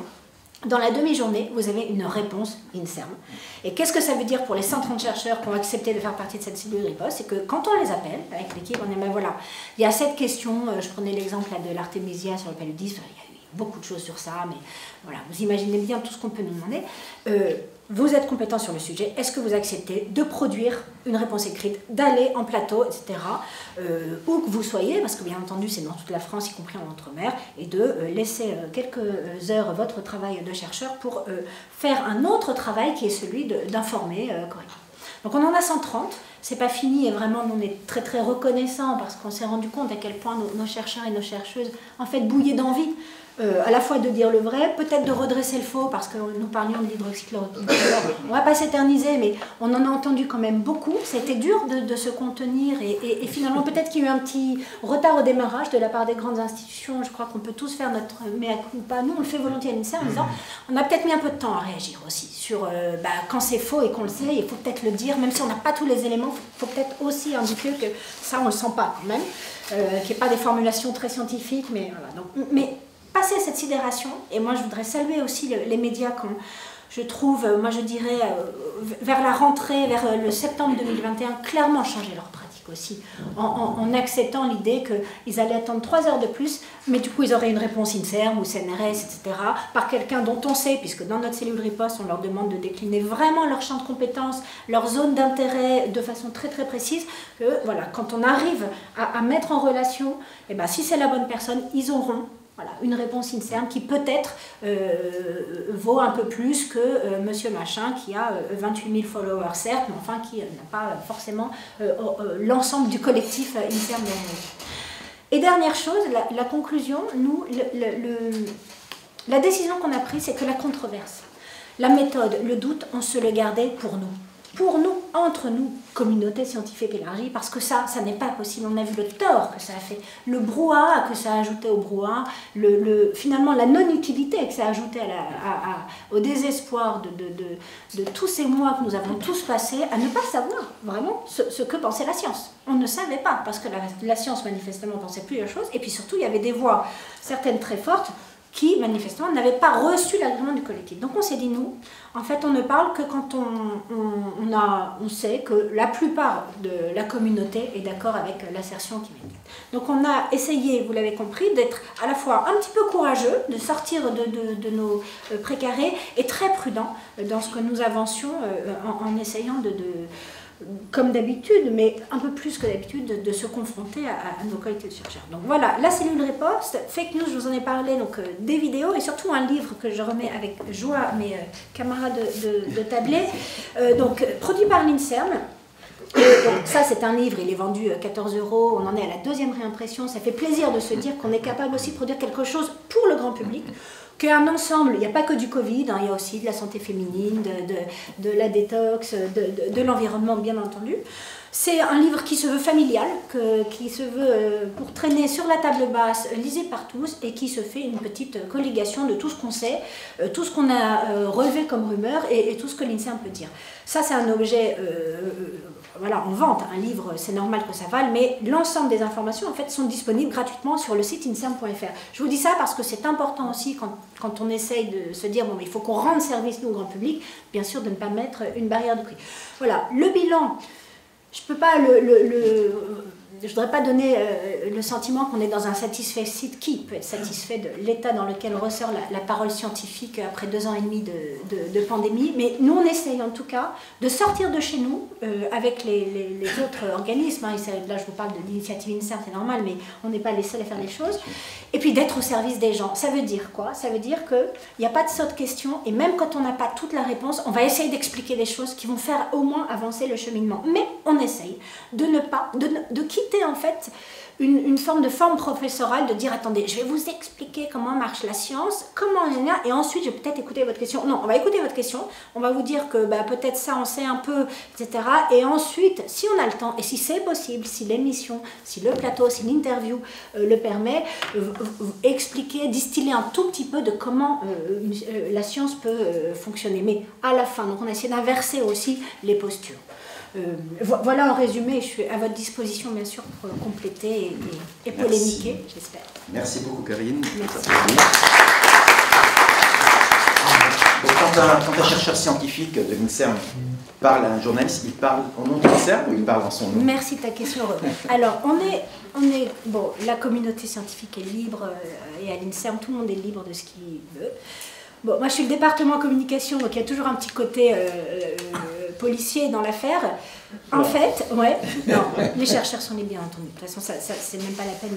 Mais quand tu es chercheur INSERM, et tu l'es, même si c'est une de tes multiples casquettes, tu emportes, quand tu t'exprimes, une partie de l'image de l'INSERM à chaque fois que tu t'exprimes sur un sujet que tu traites à l'INSERM. Donc en toxicologie, quand tu nous parles du BCM et que tu es présenté comme Robert Barouki, chercheur INSERM, c'est une partie de l'image de l'INSERM. Qu'est-ce que ça veut dire pour nos chercheurs? Ça veut dire qu'il faut qu'ils en soient conscients, c'est tout. Et que quand on est chercheur, INSERM ou CNN, on ne s'exprime jamais en son nom propre ou en tant que simple citoyen. C'est pas vrai, parce que le média qui vous invite n'invite pas un simple citoyen. Il invite la marque qu'il y a derrière vous. Donc nous, ce que l'on fait dans mon équipe communication, c'est juste de rappeler ça, et le PDG le fait aussi, vous engagez l'image de votre maison, de notre maison collective, quand vous vous exprimez. Donc il faut juste le savoir et réfléchir à ce qu'on dit. Et puis, mais ça se passe très bien, à quelques exceptions près. Dans tous les organismes, nous avons eu voilà, nos exceptions. On les gère mal, comme tout le monde, mais on sait que les autres, on va dire, rachètent le collectif. Non, mais d'expérience, en fait, c'est souvent quand on est en face à des médias très généralistes. Moi je vais dans l'émission d'Ali Réveilli, à 10h du matin de temps en temps, très grand public. Alors là, et des questions, je veux dire, moi, je n'ai pas grand-chose, je n'ai pas beaucoup de compétences sur la contamination des serviettes hygiéniques féminines par de la dioxine, comme ça a été. Tout ce que je peux dire, c'est que la dioxine, c'est sans doute pas bien, mais alors dans le détail, je suis toujours un peu... D'ailleurs, la dernière fois, j'ai pas pu ou j'ai pas voulu, parce que là, c'était tellement pointu comme sujet, il m'a fait un peu ça, une petite crise un peu de dépit. Pourquoi tu viens pas? Mais parfois, c'est extrêmement... La question est extrêmement précise, et peut-être que nous, chercheurs INSERM, CNRS, on est un peu loin parfois de l'aspect le plus pratique qui va intéresser les gens. Donc ça, c'est un vrai sujet. Il faut faire travailler aussi l'équipe communication, qui est là pour ça, aussi tenir compte des besoins du journaliste et voir si on a quelque chose de jouable à apporter. C'est le travail aussi de préparer une interview pour qu'elle soit au bénéfice de toutes, la mieux troussée possible. Mais là-dessus, si je peux rajouter quelque chose, quand on refuse de s'exprimer parce qu'on estime qu'on est peut-être à la marge de son domaine d'expertise, on prend quand même le risque que le chercheur appelle, et que le journaliste appelle quelqu'un d'autre qui n'aura pas ces scrupules-là et va répondre bien loin de son expertise, et là c'est bien dommage quand même. Juste une petite question qui empiète un peu sur ce qui va être dit cet après-midi. C'est que beaucoup de cette information, on a parlé des lobbies, des influenceurs, j'ai évoqué tout à l'heure Bernet avec le tabac, enfin oui, puis après ça c'est venu les marchands de doute, comme ça a été exprimé. Et il y a aussi un autre mur, qui est le mur politique. Et dans les derniers épisodes que nous avons vécus, beaucoup d'informations ont été transférées par le monde politique pour des raisons politiques et qui rendaient, là encore, où il y avait derrière une soi-disant expertise dont on ne savait pas d'où elle venait, et qui a été extrêmement, comment dire, difficile. Je sais que pour l'INSERM, ça a été très difficile, comme pour les autres EPST, c'était très difficile pour les journalistes de s'y retrouver. Tout le monde avait des opinions. Je me souviens d'une porte-parole de l'Élysée qui a dit à la radio, j'ai entendu, ah mais moi je ne sais pas comment on met un masque. Qu'est-ce que c'est que cette histoire-là? À quoi ça sert ça? Voilà, je me souviens très bien. Bon, voilà. Donc il ne faut pas oublier, également, il y a le lobby bien entendu, mais il y a également le politique. Tout à fait. Enfin, moi j'ai une expérience assez... J'étais auditionné à l'Assemblée nationale sur les pesticides. Et l'INSERM avait produit une très belle analyse, une expertise collective, M. Lazare est là, donc l'expertise collective qui a marqué, en fait, c'est une expertise qui a marqué parce qu'elle a exprimé les choses. Alors, dans des expertises de type INSERM, on ne va pas mettre ce pesticide donne le cancer, on va mettre le poids des preuves pour la relation entre ce pesticide et le cancer est modérée, forte, quasi certaine, etc. Donc on module un peu comme le fait le Centre international de recherche et qui correspond en fait au poids des preuves qu'on a pour affirmer quelque chose. Et donc j'expliquais ça à nos amis, j'avais je pense à ma gauche beaucoup d'écologistes et à ma droite des élus de milieux plus ruraux et qui donc étaient un peu gênés. Et en gros ce qu'ils me disaient, ils avaient besoin d'autre chose. Ils me disaient, vous êtes sûr à combien de pourcents? Il fallait que je donne un chiffre. Et donc j'étais là embêté, et puis finalement je leur ai dit 80%.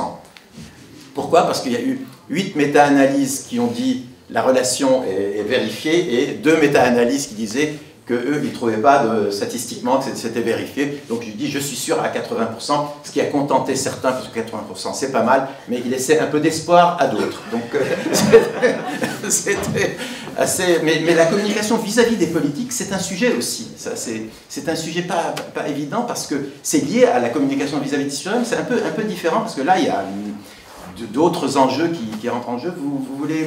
L'INSERM est confronté à ça régulièrement, et le CNRS et l'INRA, bien sûr.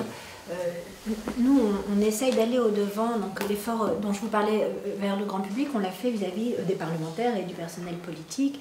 Donc on suscite ce qu'on appelle, nous, des petits déjeuners de décryptage sur les sujets dont on pense qu'ils sont à l'ordre du jour de leur programme de travail, et on convie alors entre 8 et 30 parlementaires, parfois aussi assortis d'une visite en laboratoire. Récemment, là, on a emmené l'OPEX à Cochin pour leur montrer, d'une part, le travail scientifique en train de se faire, et puis faire un peu de formation, si on peut l'appeler ainsi, sur les sujets qui nous intéressent. Bon, ils le font volontiers, et ça leur permet de s'outiller. On a tous vu là récemment que le gouvernement avait été formé aux problématiques environnementales par la talentueuse Madame Masson.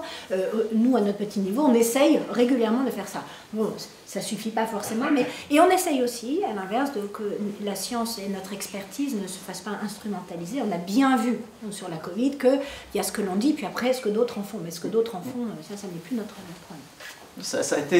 Ça a été suivi, même à l'étranger, le fait que les politiques et les fonctionnaires, les hauts fonctionnaires, ont demandé à avoir plus de formation dans certains domaines pour être un tout petit peu plus au courant. Donc c'est quelque chose qui bouge. Bon, et puis on voit aussi des étudiants de grandes écoles qui se manifestent aussi dans ce domaine pour qu'on leur enseigne un peu autre chose que ce qu'on leur enseignait traditionnellement. Est-ce qu'il y a... Maintenant, on peut ouvrir une discussion plus générale, bien sûr. Alors, je vais essayer de vous passer vite aussi. Bonjour, ma question porte sur un domaine de désinformation qui est l'éducation, les inégalités scolaires. C'est un sujet sur lequel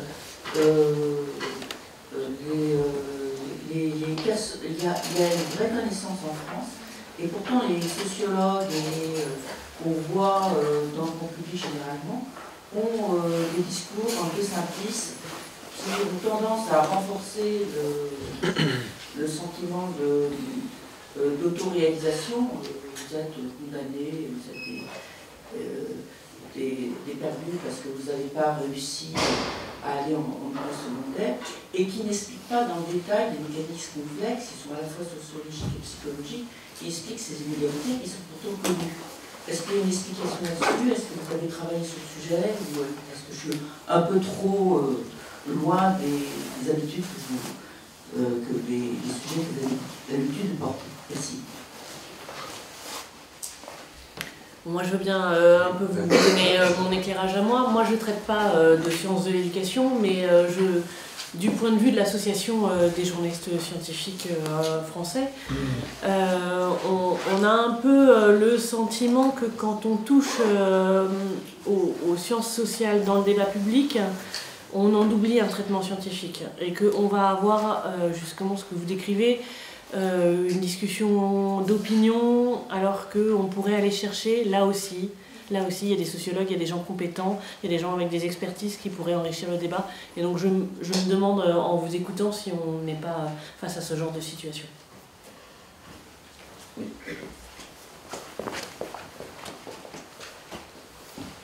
Juste un très bref commentaire sur cette question.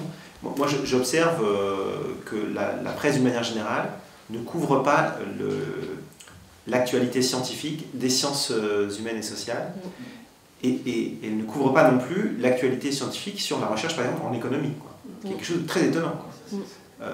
C'est-à-dire qu'il n'y a pas de rubrique. Alors, il y en a eu une au Monde qui a disparu, malheureusement, qui était le cahier hebdomadaire économie, qui cherchait justement à essayer de savoir qu'est-ce qui est publié dans la littérature savante en sciences économiques.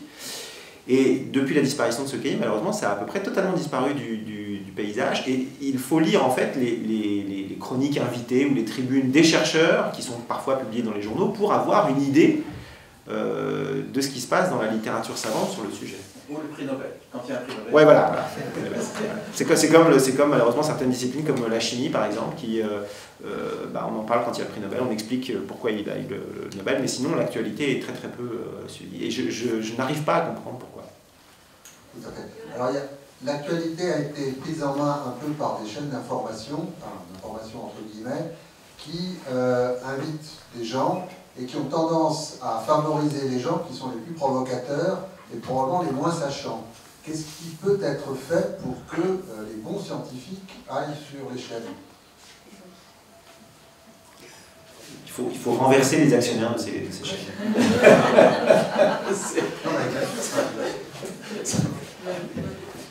Non, mais c'est ce qu'on disait tout à l'heure, hein, je pense que c'est totalement un choix conscient, et du coup, ils font ce qu'ils veulent, en fait, ils sont chez eux, ouais.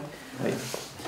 Et l'INSERM, bon, nous, on a essayé d'en mettre des bons sur les plateaux, j'espère qu'ils se sont vus. Oui, bonjour, moi j'ai un problème à soulever, parce qu'on parle évidemment des experts, vous parlez de ceux qui s'expriment, mais vous ne parlez pas de ceux qui reçoivent. C'est un peu comme dans un enseignement. C'est-à-dire qu'il faut penser à ceux qui ne peuvent pas comprendre, et ça c'est très complexe, parce qu'il y a les gens, le commun des personnes n'aiment pas douter, parce qu'on n'a pas appris qu'on avait le droit de douter dans l'enseignement français. J'étais enseignante, hein, je peux me permettre de dire ça. Donc je crois que le travail il est gigantesque au niveau de la communication. Parce que le problème, c'est pas tellement pour moi les experts, c'est pas tellement celui qui parle, mais moi mon problème c'est de comprendre pourquoi dans mes amis, il y en a qui sont 100% pour une personne, pour une autre, alors qu'ils ont la même, a priori, formation, ils sont allés à l'école, et je crois qu'il y a un travail à faire là-dessus. Alors je parlais à une Ukrainienne ou c'est ma meilleure amie, et même à d'autres Ukrainiens, par rapport, ils me disaient, par exemple, Poutine, ça n'a rien à voir avec le sujet, mais quand même. Il y en avait certains qui disaient que Poutine était fou, d'autres qui disaient qu'il n'était pas fou, simplement il avait une grande qualité, c'est qu'il savait ce que son peuple voulait entendre. Alors vous parlez des propriétaires de grandes chaînes, etc. Eux, ils savent ce que le public, je veux pas culpabiliser non plus le public, mais en fait, c'est un cercle infernal, c'est un peu désespérant. Moi, je pense que la clé, malheureusement pour certains, c'est presque trop tard, mais on devrait, en fait, être plus humble soi-même et comprendre que se tromper, ce n'est pas être faible. Et je crois que le gros problème, c'est que beaucoup de personnes, même dans les réseaux, on se sent plus fort, on appartient à une opinion que tout le monde partage. Et c'est très difficile d'être différent à un moment donné, surtout quand on a un problème, on veut la réponse tout de suite. C'est comme dans le médical, quand on est en danger, quand on sait qu'on est en danger, on veut la réponse tout de suite, on n'aime pas entendre, bah, je ne peux pas vous répondre. Il y en a qui préfèrent dire, oui, je vais vous soigner tout de suite. Et voilà, donc en fait c'est un sujet presque philosophique, parce que, enfin, qui est pour moi fondamental. Je veux répondre. Moi je pense que l'incertitude, bon, c'est toujours difficile. On est, en tant que scientifique, on est toujours, on doit travailler dans l'incertitude. On en a parlé tout à l'heure, le doute, l'incertitude, mais moi je trouve, je ne suis pas aussi pessimiste parce que finalement, quand on regarde la météo maintenant, on vous donne un poids sur la certitude d'avoir de la pluie le lendemain. Ce qu'on faisait aux États-Unis depuis très longtemps et qu'on fait maintenant pratiquement tout le temps en France, je pense que c'est passé et au fond, ça donne plus de crédibilité quelque part à la météo parce que vous imaginez avant, quand on dit qu'il va pleuvoir le lendemain et qu'il ne pleut pas, vous imaginez les réactions. Maintenant, j'ai 50% de chances de pluie, donc finalement, j'étais pas complètement loin de la plaque. Je crois que les gens confondent beaucoup le pourcentage de pluie et la quantité de pluie qui va tomber. Oui, non, mais bien sûr. C'est peut-être vrai, mais quand même, c'est un début d'introduire le fait que c'est une science qui ne donnera pas avec certitude quelque chose, mais elle peut par contre mesurer le niveau de certitude, et en fait, ça peut s'appliquer à des tas d'autres domaines. Donc, bon, je ne sais pas ce que vous en pensez, parce qu'on a parlé un peu, est-ce que le doute est acceptable quand on parle au grand public? On peut peut-être en discuter un tout petit peu. Qu'est-ce que vous en pensez? Vas-y, Karine. Moi, je retiens dans la question de Madame cette idée que, en fait, et vous avez raison, quand on ne sait pas tous, qu'est-ce qu'on va le plus écouter quand on est soumis à tout un tas de réponses? Et je crois que ce qui est intéressant pour nos organismes scientifiques ou nos paroles scientifiques, c'est d'arriver à faire quelque chose dont on n'avait pas forcément tous conscience avant, c'est de créer des marques. En fait, des marques de crédibilité, des marques de confiance, mais comme des marques grand public, comme Nespresso, comme Livebox, peu importe. Avoir cette humilité, vous avez employé le mot, de se dire, bon, bah, dans la vie, dans la journée, dans la semaine d'un citoyen normal, il y a assez peu de place pour la science, en fait. C'est ça notre société aujourd'hui. Donc on ne va pas essayer de rééduquer, oui, ceux qui peuvent le font très bien. Mais nous, on arrive avec notre lot qui est qu'un citoyen, il consacre quoi dans sa semaine à la question scientifique? 10 minutes si on a de la chance et s'il est un peu averti. Donc il faut arriver à se frayer un chemin, et se frayer un chemin en période de crise, puisqu'on parlait de ça, et arriver à dire quelque chose qui lui sera utile, c'est aussi effectivement se positionner comme un émetteur qui sera plus digne de confiance que ce qu'il aura entendu à droite, à gauche, et aider aussi à faire le tri. Moi je retiens ce que vous dites. Et donc pour faire ça, et je vous prends un exemple dont je n'ai pas parlé aujourd'hui. À l'INSERM, nous on fait quelque chose, je crois, qui ne s'est jamais fait dans l'univers scientifique, c'est qu'on dépense de l'argent en communication pour faire de la publicité. C'est-à-dire que vous avez peut-être vu depuis 18 mois, dans le métro, dans les gares SNCF, sur les bus, des affiches avec marqué une question en santé, inserm.fr. Donc de la publicité payante. Donc, ça coûte très cher, hein, la publicité. Et la question tout de suite, c'est...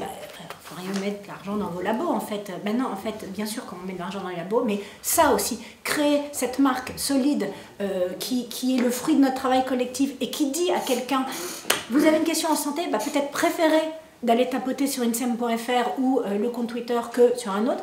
Et donc peut-être qu'il y a une partie dans votre question de la réponse qui est autour de savoir créer aussi des marques de quelque chose pour une société qui est devenue un petit peu imperméable à la science. C'est fini les belles années où on était dans un émerveillement, où on avait soif de progrès. Aujourd'hui, les gens sont quand même tournés vers autre chose, peut-être plus de divertissement, etc. Et donc, une parole scientifique, elle a besoin de lutter un petit peu avec les armes d'aujourd'hui et de se rendre, bien sûr, éthique, transparente, tout ce qu'il faut, mais et un peu intéressante aussi. Voilà, c'était ce que ça m'évoquait, moi, votre intervention. Édouard, présent.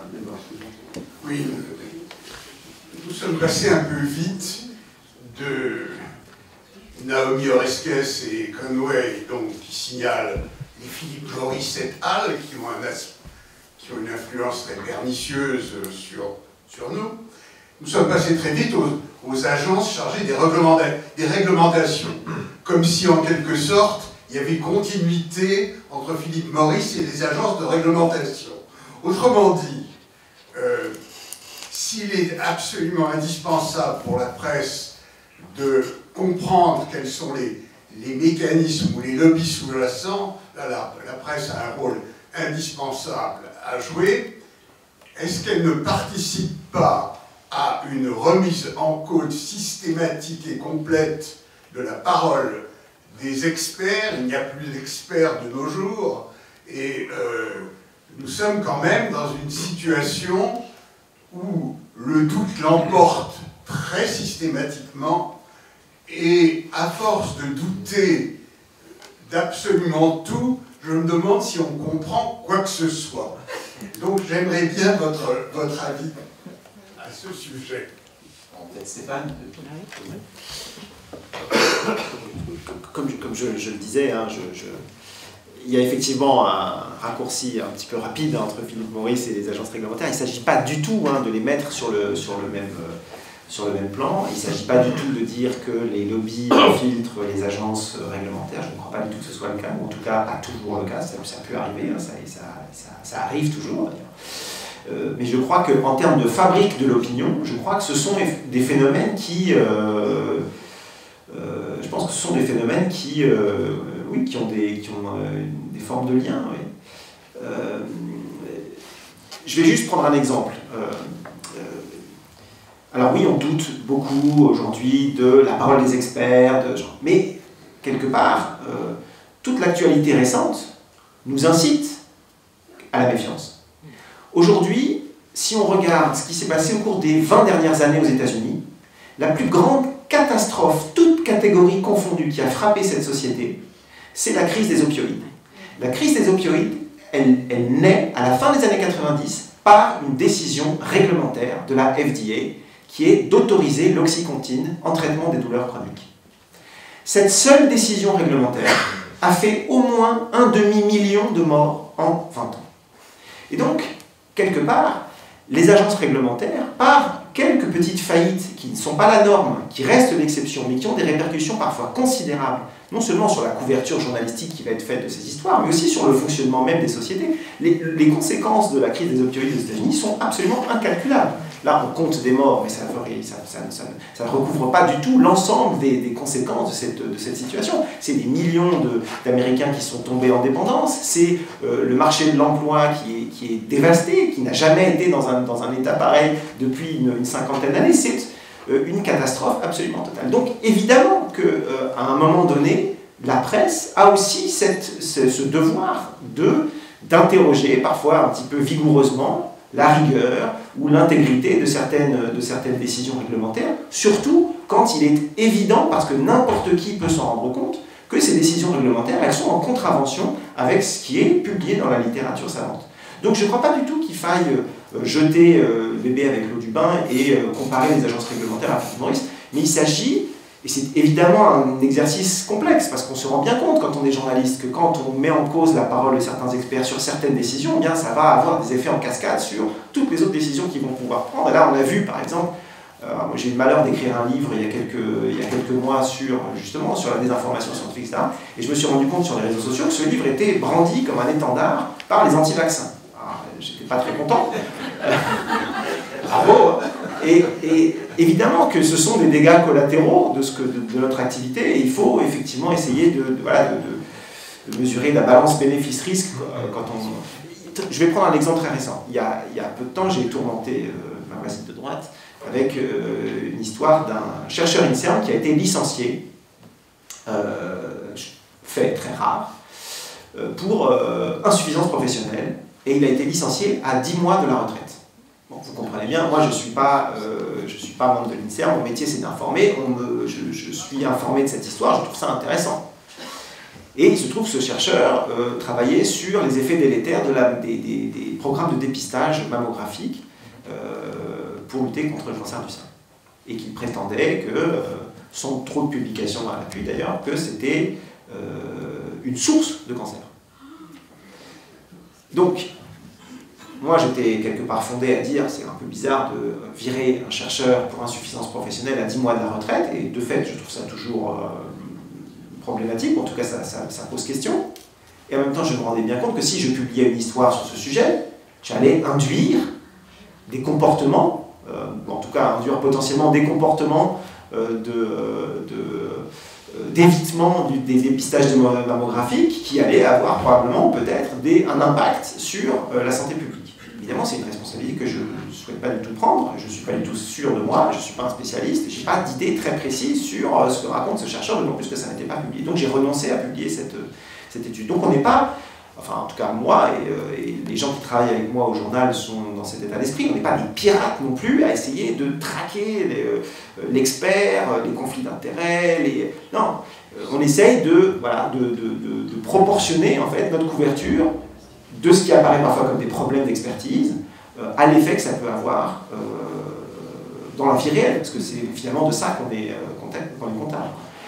Donc voilà, encore une fois, je ne suis pas du tout l'ennemi, j'ai plein de copains à l'Agence nationale de sécurité sanitaire française et en Europe, et je discute beaucoup avec ces gens, et c'est aussi la raison pour laquelle je couvre ces questions-là. Ces agences travaillent dans un cadre. Exactement. Il faut parfois peut-être modifier le cadre pour qu'elles puissent avoir un tout petit peu plus de... Encore une question. Oui, bonjour. Je reviens sur la notion de doute qui a été évoquée. Effectivement, on doute de tout aujourd'hui, on doute aussi de la notion de progrès. Et il y a quelque chose dont les scientifiques ne parlent pas assez, c'est la méthode scientifique. Certes, je pense donc je suis, je doute donc je pense. Il y a une méthode scientifique qui inscrit le doute dans des cadres assurants, c'est-à-dire qu'on remet en cause les résultats tant qu'on ne les a pas vérifiés. Et je pense que ça permettrait peut-être que l'opinion publique se familiarise et n'ait pas peur de cette impression de doute. C'est vrai qu'on a tous besoin de certitude, donc on rejette le doute, mais le doute rationnel est, me semble-t-il, au cœur de la méthode scientifique, mais on n'en parle pas assez. Alors on en parle un peu à l'école en faisant faire des expériences aux enfants, montrant que bon, c'est pas simple, etc., il faut vérifier, etc., mais je pense que ça serait un moyen d'éduquer justement l'opinion publique et de leur montrer que les questions ne sont pas simples, parce que ça s'inscrit dans une recherche avec des cadres précis qui inclut le doute, mais dans un cadre qui me semble rassurant, parce que contrôlé. Je ne suis pas scientifique, donc je dis peut-être des bêtises, mais je vous livrerai mes impressions. Est-ce que parce que le doute a été parfois mal utilisé, instrumentalisé, est-ce que pour autant, il faut qu'on essaye d'oublier qu'il existe, que l'incertitude existe? Merci de reformuler. Non, mais je reformule en fonction de d'autres questions qui ont pu être. Qu'est-ce que vous en pensez les uns et les autres, Agnès? Moi, je pense qu'on peut parfaitement décrire les incertitudes d'une question dans un article quand on communique, parce que j'ai une profonde croyance dans l'intelligence du public. Et donc, il n'y a pas de raison qu'on ne soit pas en mesure d'expliquer ce qu'on sait et donc ce qu'on ne sait pas et les raisons pour lesquelles on ne le sait pas. Quand on parle de méthode scientifique, moi, j'essaye de la décrire souvent. Mais il faut bien me rendre compte que la définir, je m'y hasarde pas trop, parce que quand j'appelle des chercheurs pour qu'ils me donnent une définition de la méthode scientifique, chacun a sa propre définition de la méthode scientifique, donc j'ai l'impression qu'on est davantage dans un ensemble de bonnes pratiques et de bonne volonté qu'une méthode stricte avec un protocole clair. Enfin, c'est comme ça que je le comprends. Oui, moi de mes interactions avec les responsables politiques, moi ce que j'observe sur le doute, c'est que c'est souvent quelque chose qu'on militarise. C'est-à-dire que l'on utilise le doute pour ne pas agir.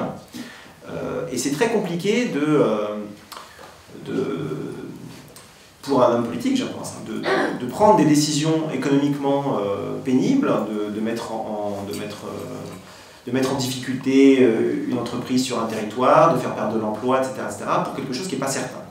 Et il est évident, en tout cas sur les questions qui sont les miennes, enfin, sur lesquelles je travaille, hein, les questions environnementales, il n'y a jamais de certitude. Ça n'existe pas. Il n'y a que les chaînes de causalité sont extrêmement difficiles à établir. On n'est pas dans un laboratoire, on est dans la vraie vie, donc c'est essentiellement des études observationnelles. On est toujours dans cette situation où on n'aura jamais la certitude, quoi. Et donc après, c'est une question politique de savoir à partir de quel niveau de preuve on décide de prendre une mesure, y compris une mesure économiquement douloureuse, quoi.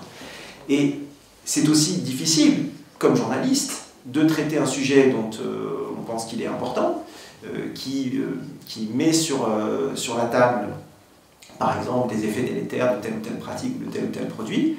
Mais on sait que le paragraphe où on va émettre un certain nombre de doutes ou de réserves sur la solidité du résultat, sur le fait que, oui, les chercheurs qui travaillent là-dessus ne sont pas certains, on sait très bien que ça va être utilisé pour ne pas agir. Et donc, là encore, il y a un arbitrage à faire quand on écrit un article sur la place qu'on va laisser dans son traitement, parce qu'on n'a pas non plus des pages et des pages, hein. En général, c'est quelque chose qu'on doit évacuer en 3 ou 4 feuillets. Hein. La place qu'on va laisser à cette part de doute qui existe toujours et qui existera toujours, mais qui est toujours le prétexte utilisé pour ne pas être doute. D'où l'importance du principe de précaution dans sa vraie définition. Ouais. Hélène. Oui, voilà. Ma question, je rebondis sur l'exemple que vous avez donné sur les catastrophes au bout de 20 ans, qui représente effectivement quelque chose de très impressionnant.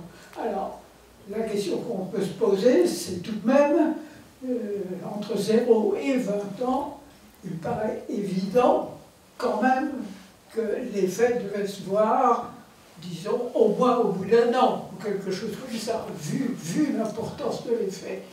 Autrement dit, ma question, c'est par rapport aux interrogations qu'on peut avoir et de la nécessité d'essayer de répondre le plus vite possible, moi je vois deux facteurs. L'un, c'est l'importance versus le temps. Si vous avez un phénomène qui risque de prendre une importance considérable, c'est clair que le temps, il n'est pas admissible d'attendre qu'avec des doutes et des ceci et des cela, je ne sais pas combien de temps, avant de mettre les choses réellement à plat et d'arrêter les frais. Si c'est des effets beaucoup plus faibles, et j'allais dire à la fois heureusement et malheureusement, il y aura de plus en plus et de plus en plus d'informations portant sur des effets statistiquement faibles. S'ils sont statistiquement faibles, mais tout de même notables, ça ne me scandalise pas de dire, eh ben non, on attendra un peu, et puis voilà, pendant ce temps-là, il y a d'autres problèmes plus urgents qui seront traités. Ça, c'est donc la constante de temps par rapport à l'importance.